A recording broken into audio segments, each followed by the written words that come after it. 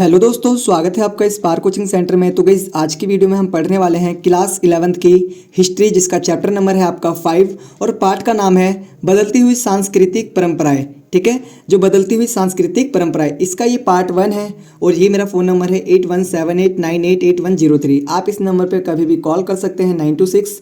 And अगर आपको कुछ भी क्वेरी हो रही है स्टडी रिलेटेड या फिर PDF related, so you can call on this number. ठीक है, और आप व्हाट्सएप पे भी मैसेज कर सकते हैं। तो गाइस मैं आपको बता दूं, यहाँ पर हम सिर्फ हिस्ट्री नहीं, आपको political science, geography, Hindi, English, sociology, physical education, मतलब ऑलमोस्ट आपके पास जितने सब्जेक्ट हैं 11th क्लास में, ठीक है, हम सारे प्रोवाइड करवा रहे हैं। हम सभी के नोट्स इसी तरीके से प्रोवाइड करवा रहे हैं आप लोगों को। ठीक है, पार्ट वाइज डिवाइड करके, बिकॉज एक वीडियो में सारी चीज़ें मुझे नहीं लगता पॉसिबल कि आप लोग इतना अच्छे से समझ पाते हैं। तो हम ना थोड़ा सा वीडियो को छोटा छोटा करके बना रहे हैं, बिकॉज इससे क्या रहेगा, आपको चीज़ें बहुत अच्छी तरीके से समझ में आएंगी। ठीक है, और प्लेलिस्ट पे विजिट करिए, सभी प्लेलिस्ट बना दी गई है। और 11th क्लास को तो मैं हमेशा सजेस्ट करूँगा कि अभी से चैनल को सब्सक्राइब कर लो, क्योंकि आने वाले टाइम में बहुत बेहतरीन तरीके से आपको यहाँ पर इंग्लिश स्पोकन कोर्स एंड जितने भी आपके 12th के जो सब्जेक्ट्स होंगे वो करवाए जाएंगे। और हो सके आफ्टर 12th भी अगर आप हमारे साथ जुड़े रहते हैं तो उसके लिए भी हम अपना जो चैनल है वो अलग डेवलप करेंगे और आप लोगों को टीच करेंगे। ठीक है,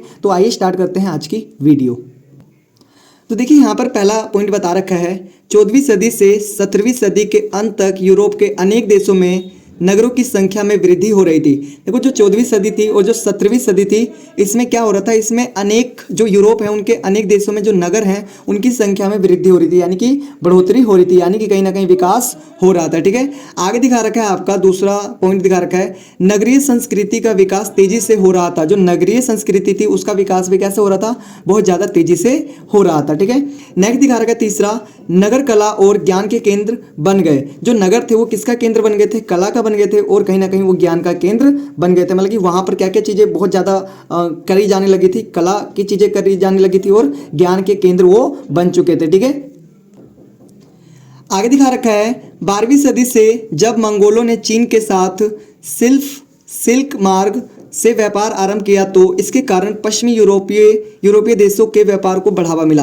देखो बता रखा है कि 12वीं सदी में जब मंगोलों ने चीन के साथ सिल्क मार्ग से व्यापार करना आरंभ करा ना, तो कहीं ना कहीं क्या हुआ, इसके कारण जो पश्चिमी यूरोपीय जो देश थे ना उनके साथ भी व्यापार क्या हो गया, बढ़ गया। ठीक है, बढ़ावा मिला। आगे देखिए दिखा रखा है नेक्स्ट, यूरोप में सबसे पहले विश्वविद्यालय इटली में स्थापित हुए।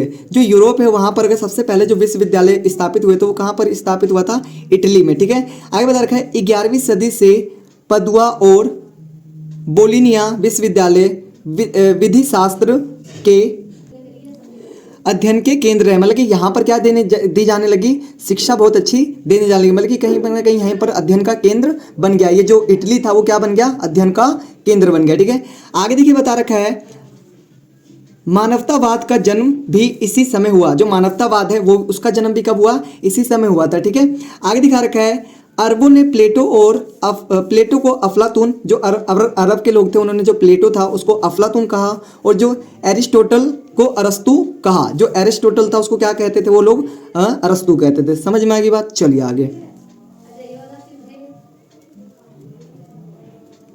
देखिए बता रखा है, 1455 में जर्मन निवासी जोहेंस गुटेनबर्ग 1400 से 1458 ने सबसे पहले छापे खाने का आविष्कार किया। मतलब देखो, एक व्यक्ति थे 1455 में जर्मन निवासी जोहेंस गुटेनबर्ग, इन्होंने क्या करा था, सबसे पहले छापे खाने का आविष्कार किया। उसने सर्वप्रथम बाइबल की 150 प्रतियां छापी। उसने क्या करा, जो बाइबल थी उसकी 150 प्रतियां छापी, मतलब 150 कॉपीज क्या करी, प्रिंट करवाई। ठीक है, तो सबसे पहले कहाँ पर किसने खोला था ये छापे खाना, खोला था जोहेंस गुटेनबर्ग ने। किसने, जोहेंस गुटेनबर्ग ने। समझ में आ गया, चलिए अब गाइज हम पढ़ने वाले हैं यहाँ पर महत्वपूर्ण प्रश्न।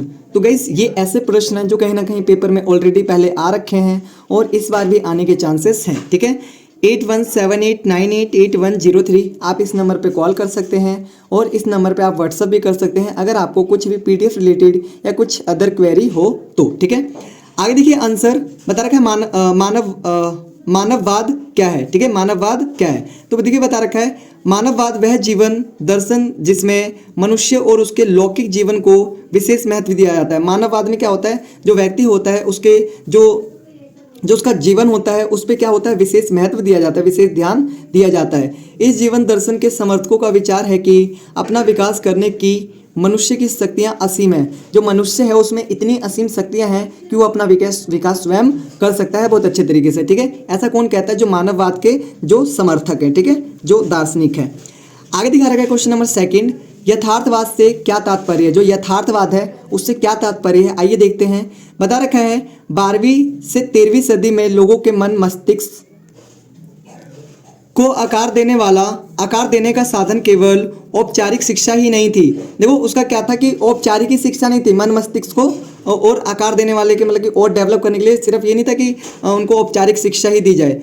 कला, वास्तुकला और ग्रंथों ने मानवतावादी विचारों को फैलाने में बहुत योगदान दिया। मतलब कि कला और वास्तुकला ने ग्रंथों ने मानवतावादी विचारों को फैलाने में बहुत ज़्यादा योगदान दिया, ठीक है। जीवन के अनेक क्षेत्रों में सौंदर्य की उत्कृष्ट भावना ने इतालवी कला को नया रूप दिया जिसे यथार्थवाद कहा गया। मतलब इतालवी को क्या करा उन्होंने? एक नया रूप दे दिया। इसे ही क्या कहा गया है? इसे ही कहा गया है यथार्थवाद। समझ में आ रहा है? चलिए आगे।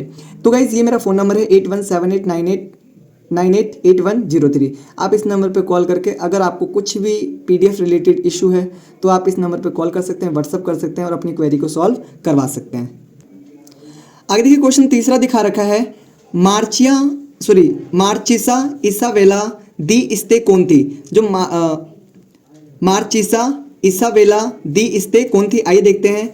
मार्चिसा इसाबेला दी स्ते 1474 से 1539 मटुआ राज्य की एक प्रतिभाशाली महिला थी। ये कौन थी? एक प्रतिभाशाली महिला थी। उसने अपने पति की अनुपस्थिति अपने राज्य पर शासन किया था। उसने क्या करा था? जब उसका पति नहीं था तो उसने अपने पति की अनुपस्थिति में क्या करा था? अपने राज्य पर शासन करा था, ठीक है। इसलिए इसका यहाँ पर नाम दिया गया है, ठीक है।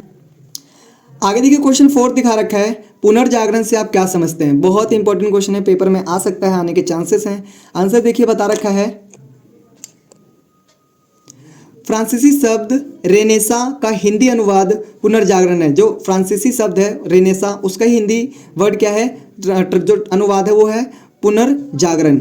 यह काल लगभग 1300 ईस्वी से प्रारंभ हुआ। ये काल कब से आरंभ हुआ था? 1300 ईस्वी से, ठीक है। इससे पहले मध्यकाल अंधविश्वास और अज्ञान में फैला हुआ था। जो मध्यकाल में था क्या था? अज्ञान वगैरह फैला हुआ था, वहाँ पर अंधविश्वास बहुत ज़्यादा था।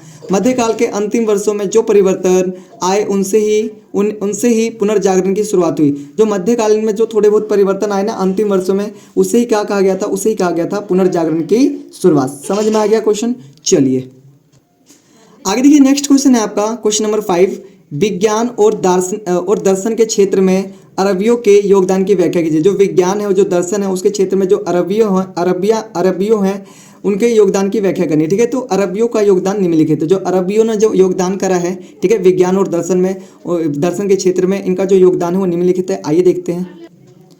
देखिए आंसर दिखा रखा है, पहला विज्ञान में योगदान।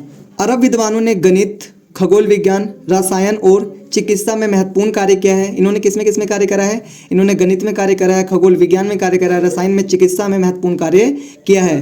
अल ख्वारिज़मी ने बीज गणित की नींव रखी। जो अल ख्वारिज़मी ने क्या करा है? बीज गणित की नींव रखी है। इब्न सीना ने चिकित्सा ग्रंथ अल कानून लिखा और अल रजी ने रसायन व चिकित्सा को विकसित किया। मतलब कि इनका भी बहुत ज़्यादा, अरबियों का भी बहुत ज़्यादा बड़ा योगदान रहा है, ठीक है, विज्ञान में, ठीक है। आगे देखिए दूसरा पॉइंट दिखा रखा है, दर्शन में योगदान। इन्होंने दर्शन में क्या योगदान दिया है? अरब दार्शनिकों ने यूनानी दर्शन का अध्ययन कर उसे आगे बढ़ाया। अरबियों ने क्या करा कि जो यूनानी जो दर्शन था उसके अध्ययन करा और उसको और आगे बढ़ाया। अल फारबी, इब्न सीना और इब्न रुरद ने अरस्तु और प्लेटो के विचारों की व्याख्या की तथा तर्क और बुद्धि को महत्व दिया। इन्होंने क्या करा है कि उसकी और ज़्यादा व्याख्या की है, ठीक है, उनके विचारों की, और कहीं ना कहीं तर्क और बुद्धि को महत्व दिया। मतलब कि तर्क और बुद्धि को क्या करा इन्होंने? महत्व दिया है, ठीक है। आगे दिखा रखा है तीसरा, ज्ञान का संरक्षण और प्रसार। इन्होंने क्या करा है? ज्ञान का संरक्षण करा है और कहीं ना कहीं उसको फैलाया भी है, प्रचार भी करा है, ठीक है। अरबों ने यूनानी ग्रंथों का अरबी में अनुवाद किया। जो अरबों हैं उन्होंने क्या करा? यूनानी ग्रंथों का किसमें अनुवाद करा है? उन्होंने अनुवाद करा है किसमें? अरबी में, ठीक है। और बाद में यही ज्ञान यूरोप तक पहुंचा, और बाद में यही कहाँ तक पहुंचा? यूरोप तक, जिससे पुनर्जागरण को प्रेरणा मिली। जिससे किसको प्रेरणा मिली? पुनर्जागरण को और भी प्रेरणा मिली। आगे देखिए दिखा रखा है क्वेश्चन नंबर 6, ठीक है। पुनर्जागरण के 4 प्रमुख कारणों का वर्णन कीजिए। जो पुनर्जागरण हुआ था उसके कोई 4 मुख्य कारण यहाँ पर बताने हैं। तो गाइस इसकी जो वीडियो मिलेगी वो पार्ट 2 में इसका आंसर मिलेगा आपको, ठीक है। और भी क्वेश्चन आंसर करवाए जाएंगे महत्वपूर्ण, तो you have to wait for part 2। और अगर आपको कुछ भी क्वेरी है पीडीएफ रिलेटेड या फिर कुछ अदर इश्यूज हैं तो 8178988103 पर आप मुझे कॉल कर सकते हैं या फिर व्हाट्सअप कर सकते हैं, आपकी क्वेरी का सॉल्यूशन हो जाएगा, ठीक है। तो मिलते हैं नेक्स्ट वीडियो में, तब तक के लिए टाटा बाय बाय, जय हिंद। और चैनल को सब्सक्राइब करना बिल्कुल ना भूलें।